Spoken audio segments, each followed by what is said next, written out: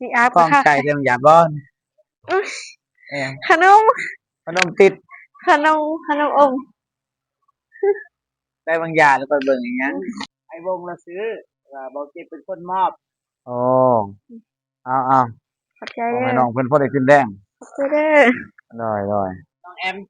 น้องแอมนั่นน่ะน้องแอมแอมนั่นแหละชื่อใหม่เออได้พักงามเนาะเลยพี่น้องเอ้ยครับเจียวอมทุ่มเลยพี่น้องเอ้ยน้องไม้น้องไม้ดอกอันนั้นเพิ่นปลูกพี่น้องเอ้ยอ่านี่ฮดผัก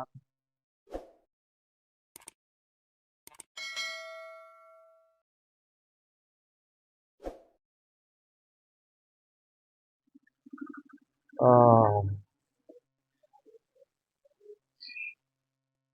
เอาภาพบรรยากาศแคมทางพี่น้องเอ้ยอ่ารถไปรถมาอยู่ตลอดเวลาเพราะว่ามันเป็นเส้นทางใหญ่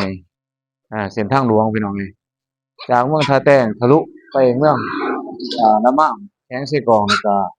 ไปเมืองกะลึมดักจึงผ่านทางนี้เนาะเส้นทางก็รถวนผ่านไปมาอ่ะบ่ได้เอกอ่าก็เป็นอีกมื้อหนึงเนาะพี่น้องเนาะเอากราบทักทายสบายดีพ่อแม่พี่น้องFC ที่น่ารักเบิดสุขุสุคนบ่ว่าอยู่ไกลอยู่ไกลพี่น้องเอ้ยอยู่ภายในและต่างประเทศก็ยินดีต้อนรับเข้าสู่ช่องบ่าวผู้วงชาแนลคือเก่าอ้าวถือว่าเป็นอีกหนึ่งมื้อเนาะที่บ่าวเองเอ่อได้มาเยี่ยมยามถามข่าวแล้วก็มาหาน้องมาซอยเวียกตามแผนเพราะว่าอยากมาซอยเวียกเฮ็ดอ้อมรั้วอ่าเฮ็ดสวนผักเนาะพี่น้องเนาะว่านี้ก็บ่ได้เอาว่ามื้อนี้มาสืบต่อแต่ว่าเว้าเองแล้วก็เลยเดินทางมากับบ่าวเจ็บเทพใจบุญเนาะกับทีมงานเพิ่นบ่าวตุลแล้วก็บ่าวอนุบ่าวโกก็บ่ได้มามื้อนี้เพิ่นติดภารกิจเป็นบุญบ้านบุญประจำปีบ่แต่ก็มีเวียกแหน่เออภารกิจของไผมานเนาะเพิ่นก็ติดภารกิจว่าซั่นซะบ่ได้มาเพราะว่าในมื้อนี้เนาะ เราเองก็สิอัปเดตให้เบิ่งว่าเป็นจั่งใดพี่น้องเอ้ยก็ไปเบิ่งนำกันเด้อพี่น้องเอ้ยว่าสิเป็นแนวใดอ่าแต่ว่าน้องน้อยแล้วก็น้องไม้เนาะยังออกไปเวียกบ่ทันได้มาพี่น้องเอ้ยเราเองก็มาฮอดจอดถึงก็สิอัปเดตก่อนเล็กๆน้อยๆเนาะซ้ำพวกน้องๆเพิ่นมาอ้าวนี่แหละ ผักปลูกกินเองพี่น้องเอ้ยปลอดสารพิษอ่าตามธรรมชาติมีฝุ่นขี้แกบแหน่ขี้เลื่อยได้เพิ่นเอามาจุเฮ็ดฝุ่นเนาะก็บ่ได้ใส่พวกใส่ปุ๋ยพี่น้องเอ้ยใส่ปุ๋ยเคมอเคมีบ่ได้ใส่ก็เขียวกะจี้เลยก็ก็บ่ได้เก็บพี่น้องเอ้ยอ่านี่แหละทั้งลาวเฮาทั้งพี่น้องทั้งลาวทั้งสปปลาวทั้งลาวใต้เฮา ลาวกลางลาวเหนือก็สิประมาณนี้คือกันพี่น้องเอ้ยวิถีชีวิตคนลาวก็บ่ผิดแปลกแตกต่างกันปานใดดอกพี่น้องก็สิมีประมาณนี้ก็มีหัวสวนนี่แหละสวนครัวบอกเพิ่นเอิ้นหรือว่าทางฝั่งไทยเพิ่นว่าจั่งใดก็คอมเมนต์ได้เด้อพี่น้องเอ้ยคอมเมนต์มาบอกบ่าววงว่าเพิ่นเอิ้นจั่งใดจังซี้ทางฝั่งลาวเฮาก็เอิ้นว่าสวนผักน่ะเนาะสวนผักที่เฮ็ดอ่าทั้งเฮ็ดก็เพราะอะไรเก็บเนาะ ก็ปลูกสำหรับอ่ากินนี่แหละพี่น้องเอ้ยเป็นอาหารกินอยู่ภายในครอบครัวบ่ได้เฮ็ดขนาดใหญ่เป็นสินค้าขายเนาะบ่ได้เฮ็ดเนาะมีแต่เฮ็ดส่ำพอได้กินกลุ่มครอบครัวนี่แหละพี่น้องเอ้ยเอาหลังจากที่น้องเพิ่นมาแต่รับจ้างแล้วพี่น้องเอ้ยก็แล่นเข้าหัวเข้าสวนอาฮดผักที่เพิ่นก็มาฮดผักจังซี้พี่น้อง เออนี่แหละอาชีพเนาะหน้าที่ของอ่าผู้ดุที่เพิ่นรับผิดชอบ ออก็พ่อคือว่าเป็นตัวแทนของพ่อของแม่เนาะเฮ็ดพี่น้องเอ้ยมันก็ได้พักงามเนาะ เลย พี่น้องเอ้ยครับเจียวอมทุ่มเลยพี่น้องเอ้ยน้องไม้น้องไม้เราอันนั้นเพิ่นปลูกพี่น้องเอ้ยอ่านี่ฮดผักอ่านี่ละพี่น้องเอ้ยสวนผักน้องไม้นี่คือว่ามีกาแฟนำอยู่พี่น้องเอ้ยกาแฟนี่พร้อมกาแฟก็มีกาแฟกลางให้พี่น้องนะอานี่ละน้องไม้กำลังฮดผักเพิ่นมาตั้งแต่หัวแต่สวนมาตั้งแต่รับจ้างเนาะ เลย แต่ก็มาแล้วเพิ่นก็มาฮดสวนต่อพี่น้องเอ้ยพอได้ไปรับจ้างก็พอได้จุนเจือครอบครัวแล้วก็อาหลังจากนั้นก็มาเฮ็ดเวียกสวนครัวนี่แหละพอได้เก็บกินยามค่อยค่ำลงแล้งพี่น้องเอ้ยนี่เพิ่นก็มีต้นบักทุเรียนนำตัวนี้ก็แม่นบ่ทันได้ปลูกพี่น้องเอ้ยกาเกียมตัวนี้นี่จักมื้อนี่จักสิได้ปลูกนี่มาพี่อาอืมคันเฮ็ดไว้ก็ประมาณ2มื้อได้อยู่เอเพื่ออเพื่อเพื่อในพักเป็นอีกนี่แม่นเฮาอันนั้นฝุ่นมันก่อนบ่เลยพุ่นน่ะคือเจ้ามาฝุ่นก่อนเนาะเลเฮ็ดยให้มันอันนี้นี่เพิ่นเฮ็ดมาใหม่สองนานนี่พอกินบ่เฮ็ดสองนานนี่คือเฮ็ดน้อยแท้ยังสิเฮ็ดตึงบ่เลยเออปลูกผักหยังแหละสิปลูกผักหยังดูประกาศผักกาดบ่เลยแล้วว่าสิปลูกมักเสะเว้อบักเสะเว้อบ่เฮ็ดนานแม่นั่นติน้องเพิ่นก็นี่มาเลยเด้บ่าวเจ็บนี่จ้าสบายดีบ่าวเจ็บแล้วล่ะบ่เพิ่นว่าเพิ่นไปลงคลิปพี่น้องเอ้ยเพราะว่าอยู่ทางบ้านน้องเพิ่นก็สัญญาณบ่ค่อยดีสัญญาณบ่อยากแรงปานใดมันก็เพิ่นก็เลยไปลงคลิปอยู่บ้านจุฑะบ่ได้แล้วล่ะบ่ลงคลิปเอ่อัปเดตก่อนเนาะให้นี่แหละอ่า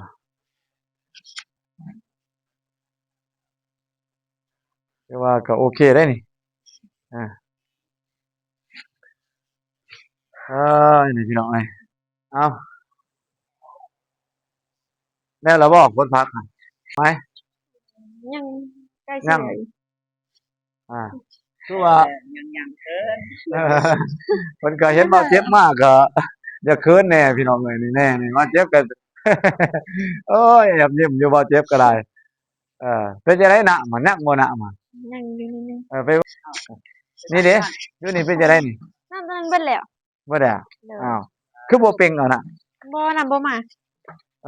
น้ำนี่ใส่น้ำประปาบ่ได้น้ำหยังไดน้ำประปาน้ำประปาน้ำบ่มานี่หมายความว่าไฟบ่หรือว่าแนวใดน้โอ้ำเกี่ยวกับเราบ่ได้โป่งเนาะตัวนี้แม่นเราใส่น้ำแต่ว่ามันอาจสิน้ำเบิดขัดข้องบ่เลน้ำยประปาของหมู่บ้านบ่น้องน้อยเลยแม่นแล้วน้องไม้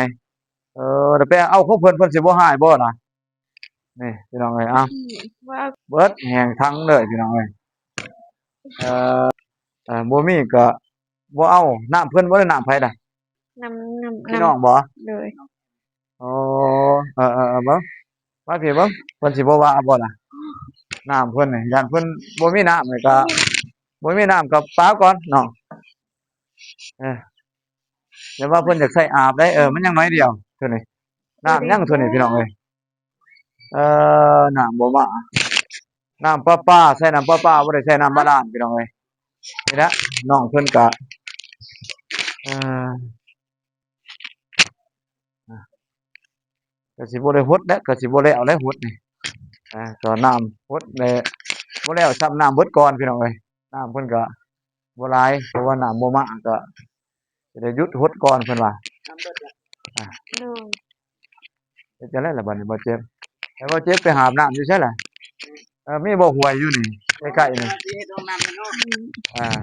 สิเฮ็ดห้องน้ำให้น้องอา ถึกแล้ว บ่เจ็บบ่สิเฮ็ดห้องน้ำให้น้องน้องเพิ่นก็บ่มีห้องน้ำเนาะ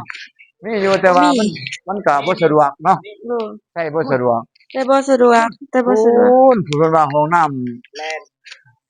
น้องห้องน้ำธรรมชาติพี่น้องว่าแต่ว่ามันก็อยากลำบากแหล้วพี่น้องเอ้ยยามแล้งก็สิแค่แน่บ่คือยามฝนเนาะเลย ย ก็จำเป็นต้องได้ซอกหางบและบ่เจ็บเอ้ยให้บ่เจ็บถือเลขซะพี่น้องเอ้ยจังสิได้ห้องน้ำไว้ตัวนี้มันก็เป็นสิ่งสำคัญ อยากได้ เพื่ออำนวยความสะดวกกันแหละ ใช่แล้วบ่ คือบ่ยังอยู่ ยัง อ่า โอ้ ไม่ใช่ ไม่ อะไร อันนี้ เลย มันออกออก ของแท้ อ่า ไม่ของแท้ ไม่ก็คือว่าบ่ได้ใช้ไปพี่น้องเอ้ยตามงบน้อยก็ใช้ไม้บ่อยากคักปานใดพี่น้องเอ้ย เบาเจ็บ อันนี้นี่บ่พ่อแม่เฮ็ดเอาคิด อัน ทา ยังก็ไปเว้าใกล้ๆกันในที่คือว่าอยากห่างกันโพูดแหละว่าอ๋ออยู่ใกล้บ่ได้ยินซะพี่น้องเอ้ยเอ้ย ว่า เนาะ ดัง บ่ลังๆเอาบ่เอ้ย คืน เพิ่นว่า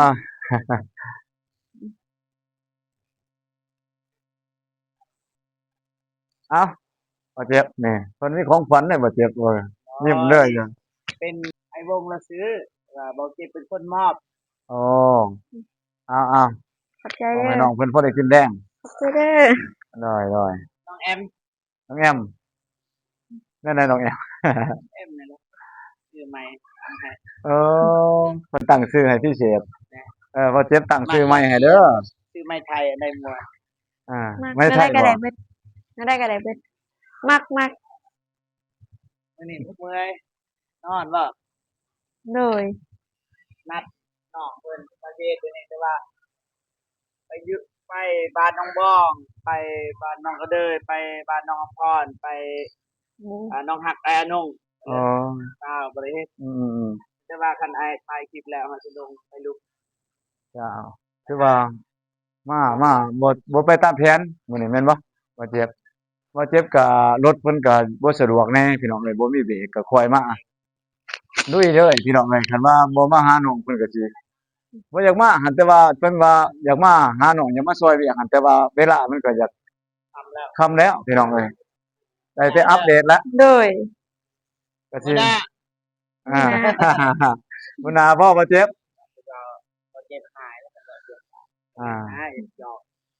อ่า เพราะคันเรายอกหนักเสียงหนักเราให้ โอ้เพิ่นให้บ่ บ่ ให้แล้วไผล่ะสิอ้อยบัดนี้บ่เจ็บ ตาไหล โอ้ยบ่เจ็บสิได้เช็ดน้ำตาแล้วบัดนี้น้องใหม่ว่านี่บ่ได้เว้าแฮงคือสิให้ น้องหวาน ฮะ น้องหวานเกิดผ่านไป น้องหวานไส น้องหวาน ปานใจ น้องหวานใจ โอ้ฉันมาชื่อคักแท้ชื่อแท้ๆบ่เนาะ น้องเพิ่นเด้ บ่จักบ่ โอ้ น้องใหม่ ว่าน้องหวาน โอ้ จักว่าบ่เจ็บ โอ้โอ้ โอ้น้องหวานบ่จักจังไดเนาะคนสำคัญบ่จักจังไดพี่น้องเอ้ยเพราะว่าเพิ่นมาซอยเหลือนี่แหละพี่น้องเอ้ยแต่ว่าเจ็บก็อาสามาซอยคือว่าก็ใช้ละอันนั้นตะขอกตะข่ายเอามาบ่อ่า จะมาไว้ เอามาไว้ซะเอามอบให้บ่เจ็บมอบให้ซะบ่เจ็บกับบ่วงก็บ่เจ็บเพิ่นก็ได้แว่เฮ็ดจังได๋คือสิให้นี่ บ่ได้เป็นไร ดีใจบ่หรือว่าจังได๋จะว่าคือสิให้บ่เจ็ ดี บ ใจ นะ ได้ใส่ มาไปรับจ้าง จ้ะ โดย จ้างเนี่ย รับจ้างกดมันไปกดมันป่า ต้นมันโอ้หน้าแดง เฮ็ดเวียกมื้อหน้าแดง หน้าแดงเนาะตากแดดบ่ โดย จังได๋บ่เจ็บ มา อ่ะ ก็เปลี่ยนทรง ถ้าก็เปลี่ยนส่ง นี่ ต้องยาส่งนั่นแหละ ยา ส่ง เปลี่ เพื่ ย อน นเลยเปลี่ยนอยู่เฮือนหมู่ นี่นะ นะครับจ้างบ่ แต่ยังกินแรง กิน มาถามกันเบิ่ง กิ หั่น ของจัง ตัวนั้นบ่ เลย เอาก็ซื้อ คันซื้อก็เอา อยากกินหยังในชีวิตน้องอยากกินหยังเอา อ่า ถามเลยในชีวิตนี่อยากกินหยังอันจะกินสร้างไอ้น้องเอาบ่เด้อมาเดี๋ยวถามกับน้องเพิ่นบ่ได้กินหยังเป็นพิเศษ ที่อายหาได้นั้นบ่เกินชั่วโมงหนึงนะ ได้กิน ยัง ไปกินข้าวปุ้น เขาพูด เลย ไอ้มีขายว่าเลย บ่ อ้าว ปุ้นตั้มบ่ โอ้ยมันก็ นั่นได้ก็ ตัวใด นั่นได้ก็ได้เบิ คิ ด ดว่ามีเขาขายอยู่นี่อยู่จุฬายังบอกมา จุฬามี เขาพูดเนาะ เลย ไปซื้อกัน มาที่ปุ้นเนี่ยครับ มากินข้าวปุ้นมักเส้น สไตล์น้องบองบ่ตุนซื้อแนวเส้นเบิดบ่ตุนว่าน้องบองซื้อยามใดต้องซื้อแนวเส้นเบิด บ่ได้จะตาย เฮานี่บ่มักอีกมักกินฮูสลามบ่ เจ๊บางทางได้มาเจ๊มุจราปุ่น แม่น โอ้จะมาสิหาอย่างเป็นมุจราบ้านเราที่บ่ล่ะ บ่มี ถ้าแจ้งบ่มีได้ตามเฮาได้เฮ็ดตามหัน น้องเกิดเดือนใด เดือนเจ็ด ตายแล้ว โด ตาย ยแล้ว บ่ได้ล่ะยังบ่บ่เนาะ เอาไปหลุดเนาะ นี่แหละยังบนเซลแน่เขาก็เริ่มมาแต่ให้ไปสวนนี่แหละจำปล่อยทำตรงนี้มาบ่จังเนาะ โดย เราเตรียมนี่ละโครงการนี่ก็ ยัง แล้วตัวเองคือต่อเองมานาน มื้อหน้า ต้องตั้ง ปืน มัน มันบ่คาคือมื้อนี้มันก็มาไว้แต่เช้าแล้วเฮานัดนี่เอาสิมาแต่เช้า แต่ว่าน้องบองเอิ้นน้องก็ได้เอิ้นน้องอำพรเอิ้น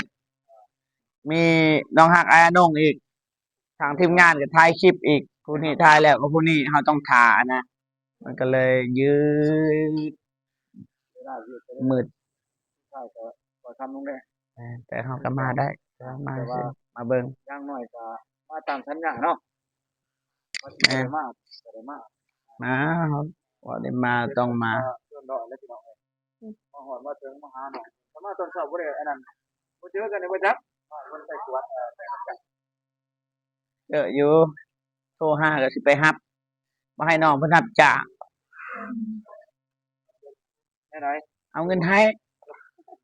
เอาเงินไหนแท้มาเจอกันโอ้ ต้องไปเกะกะไปรับจ้าง เจอกัน อืม โอ้ยคือเราตาเจอ บ่หยอกเลย เราเจ็บให้กูบอกไปแล้วจ้าตายแห้งเองมองมาเจ็บ แม่นเฮาสิทำงานแทนน้องไปให้น้องเพิ่นจ้างเฮาอีกบัด หัวน้องคนหัวคนนี้ ตลอดทั่วตลอดเบา เป็นคนอารมณ์ดี ๆเป็นคนอารมณ์ดี โดย แน่ใจ แน่ใจ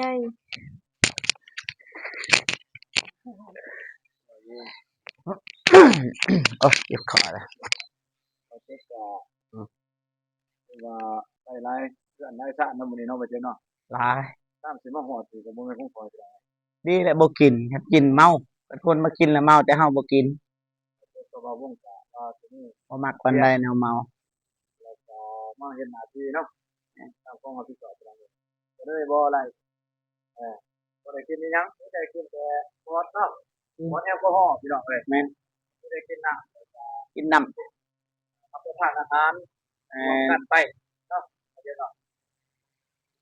ผู้ใดกินมักกินเบียร์เนี่ยม่วนเลย เมาเบิดเพราะว่าไปไล่เฮือนเด้ว่าเฮานี่บ่เมาเพราะว่าบ่กิน เขาพูดแล้วเฮาบ่กิน เขาบ่ได้บังคับไปหยังก็ว่ากินบ่ได้ก็ว่าโอเคบ่เป็นหยังเพราะว่าเฮาต้องมีเวียกเด้เฮาอยากไปนี่ไปนั่นเด้เมาแล้วมันไปลำบาก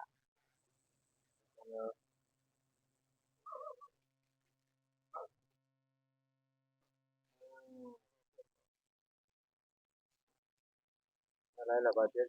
ว่าจะได้กำหนด มื้อ บ่เมื่อยบ่ได้แน่ มื้ออื่นนี่ บ่เห็น บางทีน้องเพิ่นอยากไปขายน้ำมัน แต่ว่าบ่ให้ไปอีกบางทีแต่ว่าน้องเพิ่นอยากไปเพราะว่าน้องน้อยเพิ่นก็อยากอยู่แหน่มื้อนี้เปลี่ยนเด้น้องน้อยอยู่หั่นไปเติมน้ำมันบางอย่างเจออยู่เด้อยู่หั่นแหละอยู่ปั๊มแม่นอยู่นี่ประมาณ2ลักนั่นแหละก็ฮอดขี่รถไปนี่กำไรช่วงนี้เอามาหายามไรกำไร เอาว่าให้เราอยู่เด้เราก็บ่ได้เฮ็ด ว่าทำความเป็นในตัวเนาะ เลย แต่ตอนครับเราเจ็บแต่กับที่มันอยู่แล้วเนาะ แต่ว่าเมื่อยเว้านำเฮาบัดนี้ให้บางทีถึกเฮาให้อีหยังแล้วก็ให้ อาจจะบ่ว่าเจ็บตาหาย เคยให้น้องเพิ่นอยู่คนมักฮ้า หายร่องบ่คือว่ายิ้มดูแต่บ่เจ็บสิหายก็ยิ้มไปเรื่อยอยู่นี่โอ้ยบ่เจ็บตาหายบ่ล่ะบัด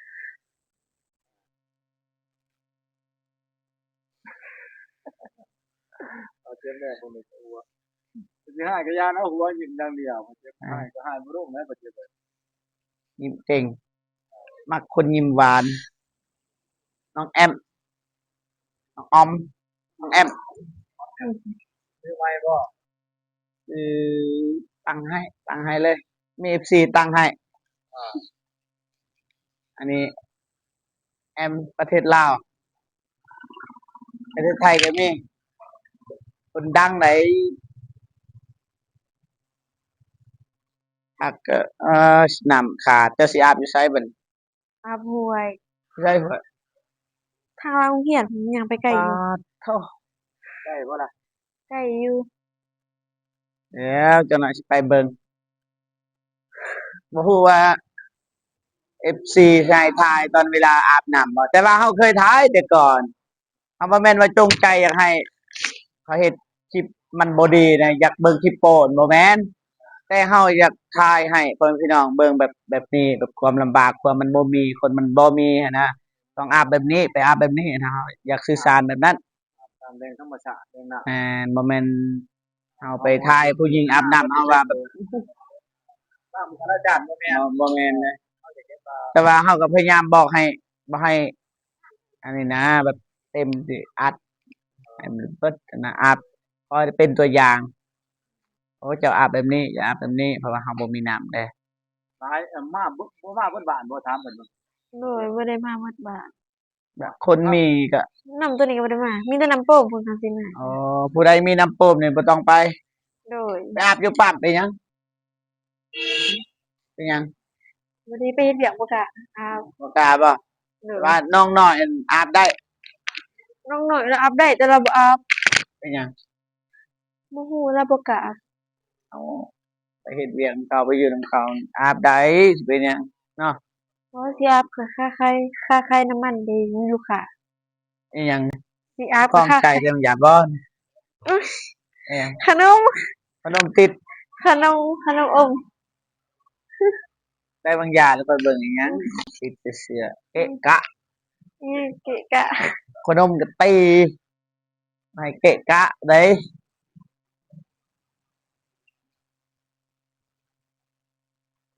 แต่ย่างเติมแล้วก็ไปหาผู้คนย่างไปเป็นหมู่เป็นหมู่อยู่คนบ่หลายบอกว่า ก็กับก็หลายอยู่มันมีคนไปอาบ ผู้บ่มีน้ำผู้มันแม่นไปอาบเพิ่นเบิดบ่ โดยเข้าไปอาบเพิ่นเบิด เจ้าหน่อยสิไปเบิ่งเด้อให้ โด บ่ ย ไปบ่ ไปเบิ่งสถานที่เป้มันเป็นห่วยบ่ มันเป็นห่วย ว่าทางสิอาบก็สิอาบน้ำฮ้อนเด้ โอ้ยนี่อยากจะได้เพิ่นจะไปอาบหมู่แท้ๆอยากไปป่นไปแก้หมู่แท้ๆเพิ่นก็ได้พี่น้องเอ้ย เฮาอยากเบิ่งบางทีเฮาเฮ็ดห้องน้ำให้เด้ บ่เจ็บ เฮ็ดอีหลีคันถึกเลขนี่เฮ็ดได้คันบ่ถึกนี่อดนะ อยู่แบบนี้แหละ ก็อยาก ก็ลำบากเนาะคันได้ห้องน้ำก็โอเคเด้ เลย ห้องน้ำสำคัญสุดใช่ว่าเพื่อนสำคัญบ่ก็สำคัญแต่ว่าอยู่นี่ได้ก่อนแต่ว่าถ้าแล้วห้องน้ำก่อนก็ค่อยเฮ็ดนี่มีห้องน้ำสบายขึ้นของเดิม น้ำแล้วก็มีไฟมีน้ำเนาะสะดวก แม่น โอเค น้องบองน้องสลีหยังมีเบิดห้องน้ำสบายเบิดน้องวันใจ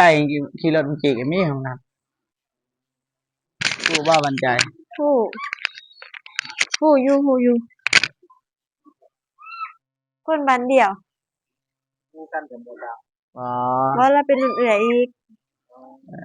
อันนี้รุ่นน้องประมาณอยู่ ประมาณ3 ปี ผู้นั้น 4 นี่ ปี เกิด 3 แต่ยังว่าเดือนหนึ่งผู้นี้เกิดเดือนสองลื่นกันเดือนเดียว แม่นบ่นั่น แม่นโดย บ่แม่นเข้าจัง20ปีเลย โดยเราเป็นเอื้อย เป็นเอ้ยใช่ว่าลื่นกันเดือนเดียวโดย เด้อเดี๋ยวนี้มันหลายปี โอ้ยผมไปหลอกคำถามเนาะมิแต่ว่าได้ครับตอนมิแต่ว่าเป็นเอื้อยก็สิหลายปีเติบเนาะ นะเรา16 17แล้ว ที่เราคิดแค่ 7 เด้อ17 ปีละ เพิ่นว่า15แต่ก่อน17 7ปีน้อง15ลื่นกัน2ปีเด้ที่จริงแล้วแบบบอกอายุบ่ถึก หน่อยบอก เด้อ แม่น15ปีนี่17แล้วใหญ่แล้ว เช้าแล้วเป็นเช้าแล้ว อ่าแต่ว่าทางประเทศไทยนี่ยังน้อย ก็ถือว่าเป็นเล็กเนาะก็ตรงข้าง18ปีบ่ แม่นลาวนี่ คนสากลเขาเนาะ มัก14 ปีเขาเอาเลย13 ปีก็เอา ตรงบรรลุเอติบาง แม่ บ่เจ็บ ลาวนี่บ่เกี่ยวเอาไปเลี้ยงเลย เรื่องเล็กเลย ไปเลี้ยงตัวอย่างให้พี่น้องให้เลยให้คนที่เขาหักเขาไว้ใจเขาให้แบบย่านเสียเขาเสียดายตัวอย่างมาเจอคนดีอะนะให้เอาเลยเพราะว่าคนดีมันหายากเลย คนหน้าตาดีกันหลายอยู่แต่ว่านิสัยใจคอดีเนาะ แม่นเห็นบ่ในคลิป การกระทำดี คลิปโบโกเห็นบ่อันน้องอมพรก็ยังมานี้สไตล์เบาเจ็บ น่า เอ้าผู้หญิงเขามัก ก็มาแต่อบอุ่นเนาะ บ่แม่นรอหันบ่รอเขารอกว่าเฮาแต่เฮานี่แบบใส่ใจนะ แต่ว่ามีคนจะเป็นหลายเยอะกว่าเดิมเนี่ยจะเป็นคือบ้าน น้องใหม่ยังน้อย เบื้องก่อนน้องเพิ่นบ่พร้อมเขาเจ็บพร้อมแล้ว24ชั่วโมง ที่บอกขาดตัว เฮาเฒ่าแล้วใหญ่แล้ว บอกซะทีสมุกคุณบ่โอ้โหมีเวลางานได้เป็นไรเบิดเนาะ เฮ็ดเบิดโทรมายามใดบ่สบายก็สิไปหาไปเบิ่ง แก่เด้อจังบ่บอกแก่เด้อ ยากเลย เด้อ นั่น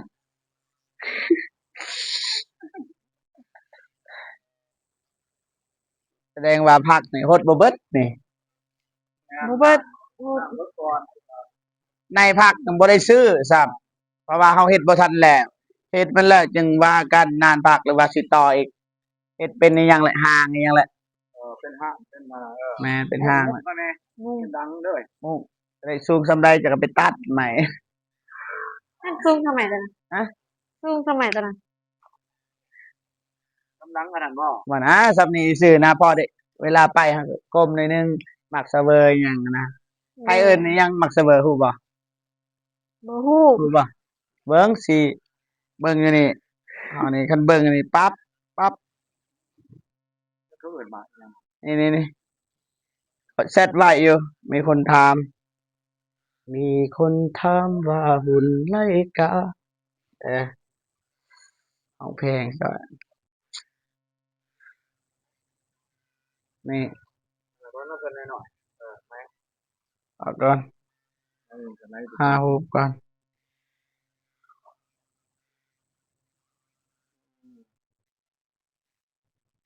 บ่แม่นเด้อ เป็นคนไหนบ่เจ็บได้กินนี่อะไรได้ แม่นพอให้น้องมี เป็นปีบ่ได้ แน่ากินแน่ายากันนะ มันโดนใหม่กับเจ็บใหม่เวลาปลูกคือว่าปลูกคือเดียวที่ว่าได้กิน ใช่ เลยมันก็เฮ็ดหลายอย่างเนาะ เด้อ ของเบอร์เลยอ๋อเป็นออมเป็นตุกเป็นของมันนึงกินก็เจียวก็จังซี่ นี่มักเสวยพูดว่า คือมันจะไหน ฟักแมว หรือว่ามาระวาน ตะวันบ่ มะระวานหรือว่า มาระ ฟั วั ก ง แมว ภาษาไทยบ่ ฟัก ฟัก ฟักแมว ฟักแมว อืม อ๋อภาษา ภาษาไทย แต่ว่า มั มั กเสเวอร์ มักเสเบอร์ มักเสเวอร์ แนว มักบ่กินมักเสเวอร์ มากมากอยู่ ที่สุดเลยอยากกินที่สุดของที่สุดในชีวิตนี่อยากกินหยังเอ้า อยากกินมะกรูด อยากอ่ะอ่ะ อยากกิน มาอีหยังกะ บ่ได้ยินเมื่อกี้เสียงรถไปกินหมกทั่วบักทั่วทั่วดินทั่วเขา ทั่ว ตับสมเนี่ยบ่ ตำส้ม โอ้อยากกินบักทั่ว โดย อ้าวแบบบักทั่วแล้วสิเฮ็ดแนวใดบัดนี้ตัวอย่างมันมีบักทั่วเลย ชีวิตเป็นสิปูนตำมัน ตำ โดย ตำซื่อๆนี่ มีหลายอย่าง เจ้านี่กินแจ่วก็ยังจะตำใส่แจ่วอีก อ้าว หมุดมัด โอ้ยวันนี้เดียวอยู่นี่เลย มื้อนี้แจ่วเฮากับบ่นี้แจ่วคือกันน่ะต้องมีแจ่วแต่ว่าแจ่วน้อยหนึงปั๊บจำหน่อยหนึงพอ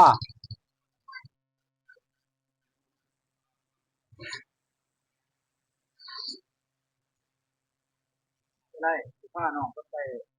เรียนนั่นบ่ สิหยัง มอแต่ไร บ่ มอ เกะ แต่ไร กะบ่มีรถ อีกะอะไร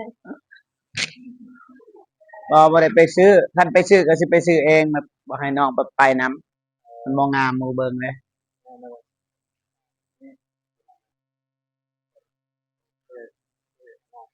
นี่ก็เป็นไรเนาะ แม่นมื้อหน้าจังว่ากันมื้อนี้บ่ทันดอกอดก่อนคนมันเคยได้อดเด้อดมื้อเดียวนี่มันน่าสิบ่เป็นหยัง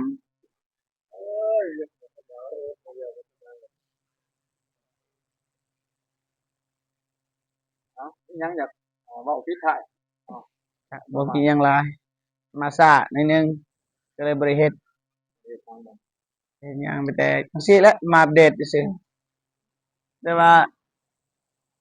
เฮ็ดแนวใดนี่เฮ็ดแนวใดกิน เอาบ่ พออยู่บ่ครอบครัว ลวก ครัวอีกเลยพวกกับผักมันบ่ เลยครัวก็ ได้ ผัก ยังกินเมื่อวานนี่ กินผัก ผักตกเก็บเมื่อวานบ่ โดย กินกับเงินเลยเฮ็ดเงิน บ่ พุ่นตอนพักไปเฮ็ดเงิน เก็บพักกันได้เงินบ่ ไปเงิน โดย มื้อหน้าพระเก็บอีก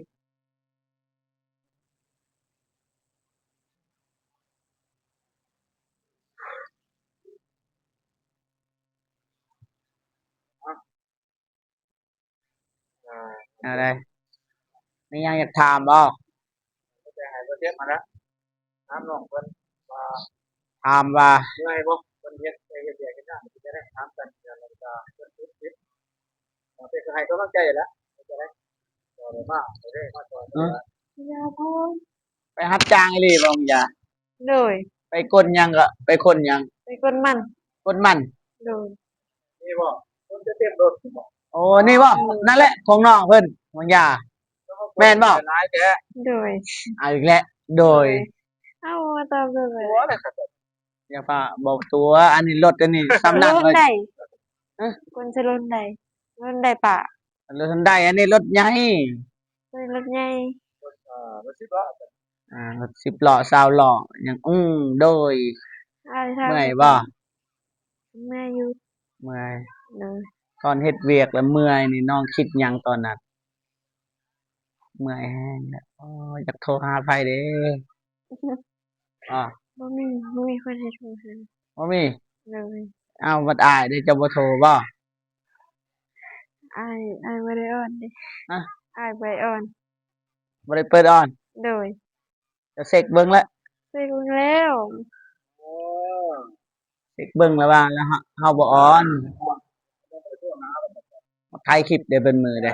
คันว่าอ่อนมึงสิโทรหาบ่ โทรหาอยู่โทรหา คันอ้ายออนนี่สิโทรหา โดย แล้วบอกว่า น้องเมื่อยซื้อน้ำหวานให้หน่อย